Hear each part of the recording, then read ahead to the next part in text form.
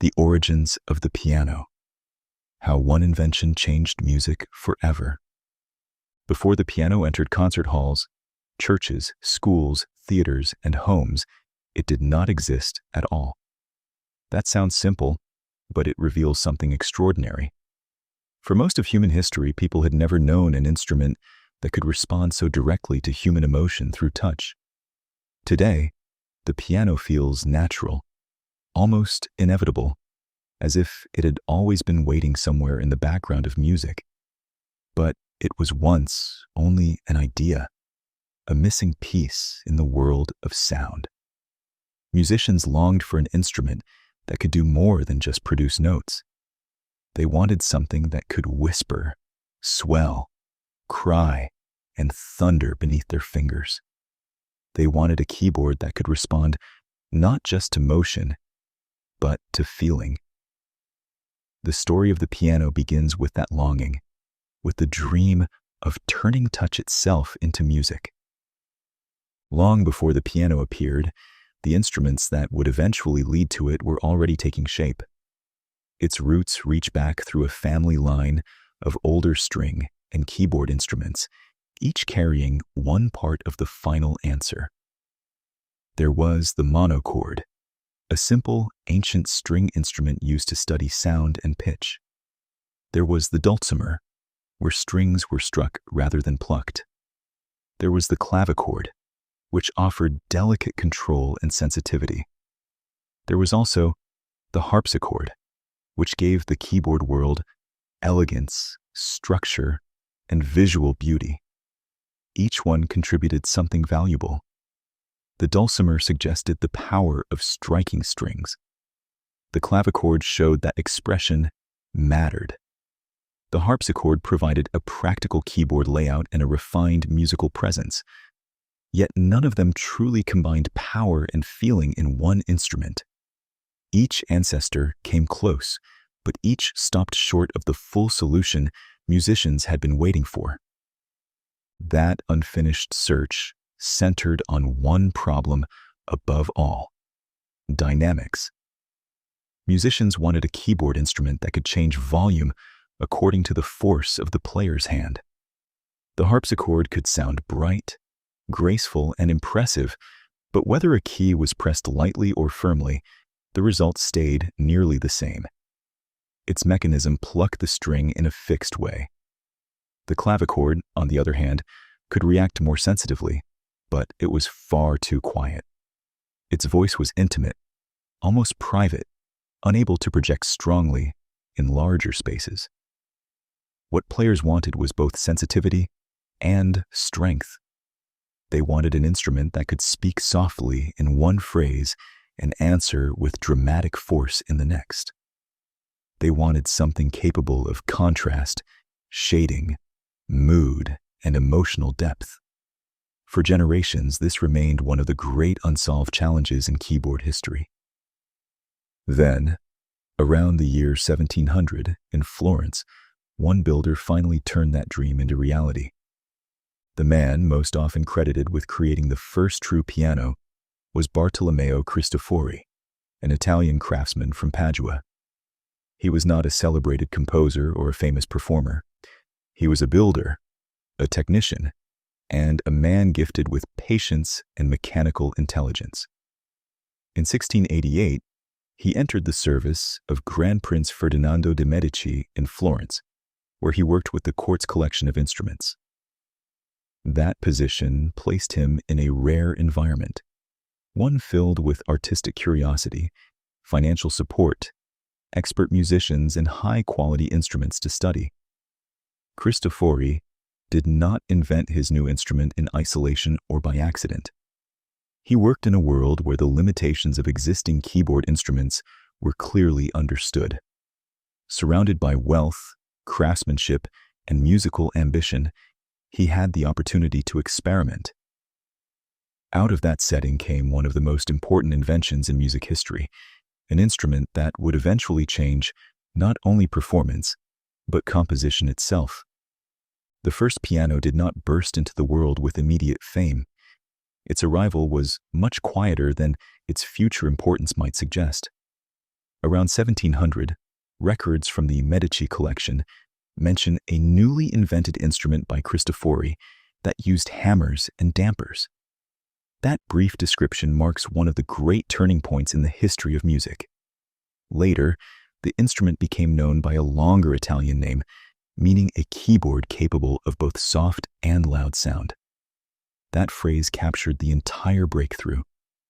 For the first time, a keyboard instrument could reflect the pressure of the player's hand. Instead of producing only one level of sound, it could create gradations of volume and emotion. Over time, that long name was shortened until only one word remained: piano. But inside that simple name lived a revolution. The instrument had done what earlier keyboard instruments could not do. It had finally allowed touch to shape sound in a direct, expressive way. Cristofori's achievement was not just that he caused strings to be struck by hammers. The real genius lay in how he made the mechanism function properly. A hammer had to hit the string with enough force to sound it, but it also had to move away immediately so the string could keep vibrating freely. If the hammer remained in contact, the sound would be choked. Cristofori developed an action that solved this problem through a carefully engineered escape system, allowing the hammer to strike and then fall back at once. He also included dampers to stop the string when the key was released, as well as control over unwanted hammer rebound. This was not a crude experiment. It was a remarkably advanced mechanical design, thoughtful enough to serve as the foundation for later pianos. In truth, many of the technical issues Cristofori confronted would challenge instrument makers for years afterward. His invention was not only imaginative, it was practical, precise, and far ahead of its time. It is also important to picture those earliest pianos accurately. They did not sound like the powerful modern concert grands we know today. The oldest surviving Cristofori piano, dating from the early 18th century, had far fewer keys than a modern instrument. Its range was smaller, its strings lighter, and its tone more delicate. Its sound was clearer and leaner, closer in color to older keyboard instruments than to a modern grand piano. It was also quieter, better suited for smaller rooms than large performance spaces. In outward appearance, it still resembled the wing-shaped form of the harpsichord. In many ways, it looked like an old instrument while hiding a new soul inside. That is often the way history works. Great change does not always arrive dressed as something entirely unfamiliar.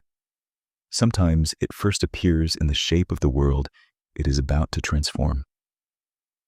Cristofori's piano may have looked backward, but in its mechanism and purpose, it was already pointing toward the future.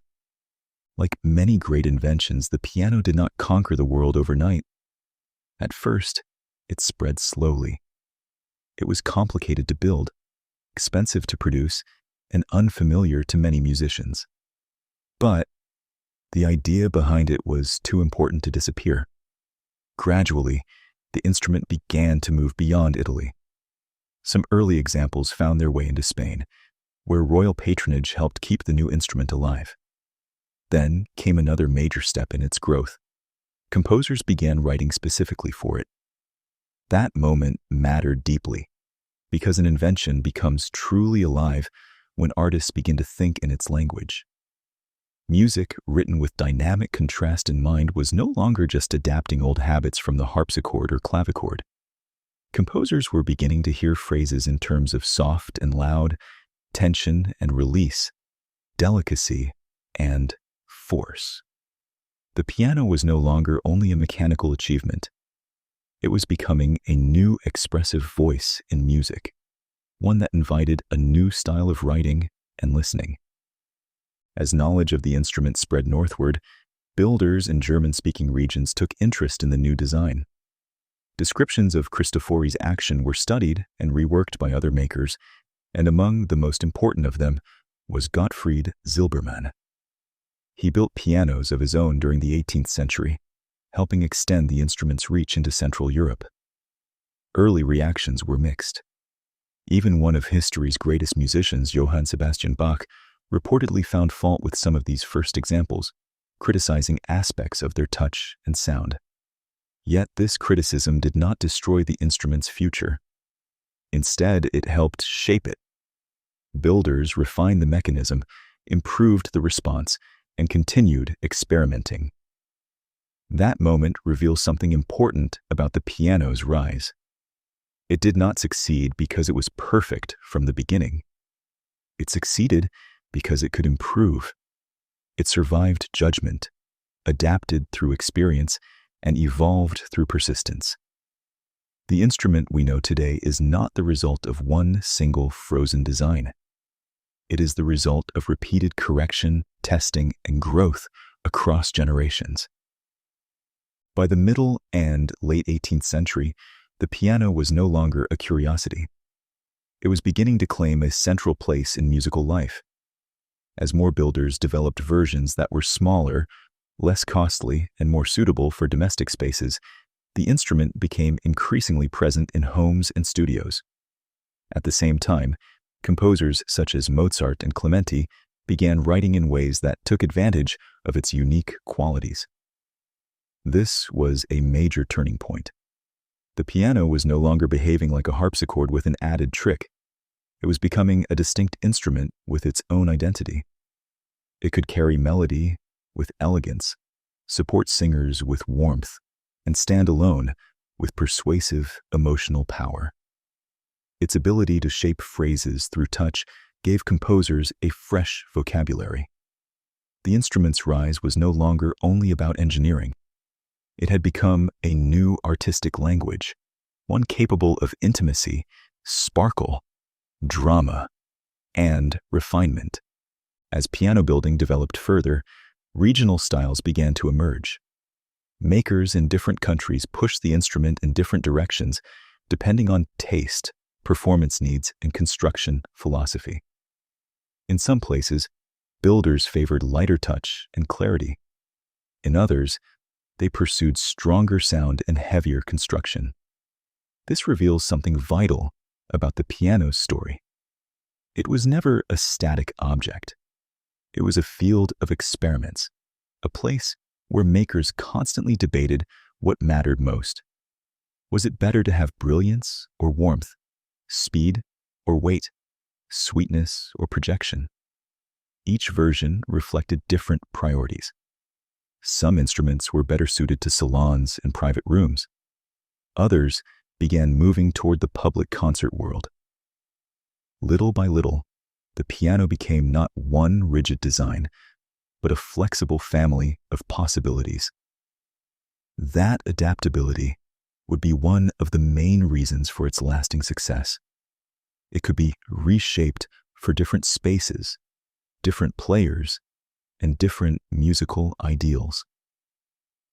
Then the 19th century arrived, and with it came much greater demands. Music itself was becoming larger, louder, and more dramatic. Concert spaces were expanding. Composers wanted broader range, richer bass, stronger projection, and more emotional force. The older, lighter piano could not remain unchanged if it was going to serve this new world. Builders faced two major challenges. First, they needed to produce more sound. Second, they needed to strengthen the instrument so it could handle the increased tension of longer and heavier strings. Earlier keyboard instruments had relied largely on wooden structures, but wood alone placed limits on how far the design could go. The piano now entered a new phase of its history, one where craftsmanship met industrial innovation. The workshop became something like a laboratory. The instrument was no longer evolving only as an object of beauty. It was being rebuilt as a powerful acoustic machine for the modern age. One of the major breakthroughs in that transformation was the introduction of stronger metal framing. This innovation changed everything. A more durable frame allowed the instrument to withstand the enormous pull created by tighter, longer strings. With greater string tension came greater volume, richer resonance, and a more commanding tone. The piano could now move beyond the parlor and begin filling larger rooms with authority. What might seem like a technical change was in fact a musical revolution. Without stronger structural support, the piano could never have developed into the instrument that later dominated concert stages. It would have remained too limited in power. Metal framing gave the piano a stronger body and, with it, a larger voice. It made possible the kind of dramatic sound that later generations of performers and composers would take for granted. In this sense, the modern piano was shaped as much by engineering as by musical imagination. Another crucial step came with the development of overstringing, sometimes called cross-stringing. In this design, the bass strings were arranged so that they crossed over the treble strings instead of running in a simple parallel pattern. This allowed builders to fit longer bass strings into a more efficient space and to use the soundboard more effectively. The result was a fuller, deeper, and more resonant sound without making the instrument impractically large. This design eventually became standard in modern pianos, especially grands. When people look inside a piano today and see the striking sweep of crossing strings, they are looking at a solution born from centuries of experimentation. It was not a decorative flourish.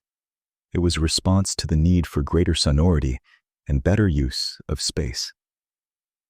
The piano's rich bass and broad tonal bloom were not accidental gifts. They were the result of deliberate design choices made by builders determined to stretch the instrument's expressive power. While grand pianos were gaining strength and resonance, another question shaped the instrument's future in a different way. How could it fit more easily into everyday homes? For many years, various compact forms had been popular because they took up less space and cost less to own. Eventually, the upright piano became the most practical answer for domestic life. By placing the strings vertically, builders created an instrument that could stand against a wall and occupy far less room than a grand. That single change had enormous social consequences. The piano was no longer reserved mainly for courts, aristocratic salons, or wealthy music rooms. It could become part of ordinary family life. It could teach children, accompany songs, fill evenings with music, and become a central presence in the household. The upright helped turn the piano from a prestigious invention into a daily companion. It brought music into the rhythm of home life in a way that changed culture as much as design. By the end of the 19th century, the piano had become more than an instrument. It had become a symbol of education, refinement, and domestic culture. In many middle-class homes across Europe and North America, the piano stood at the center of family life.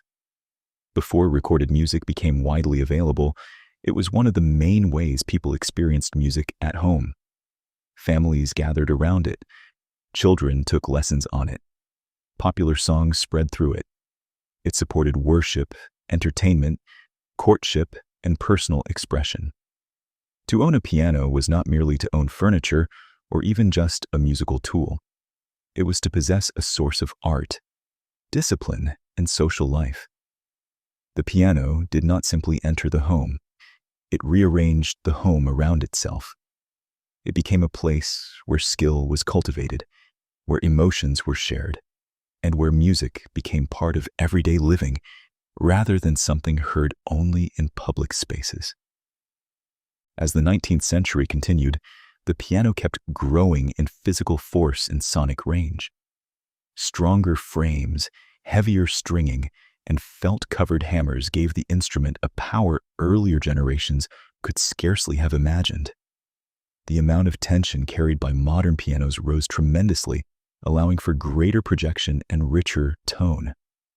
This gave the instrument an astonishing dynamic range.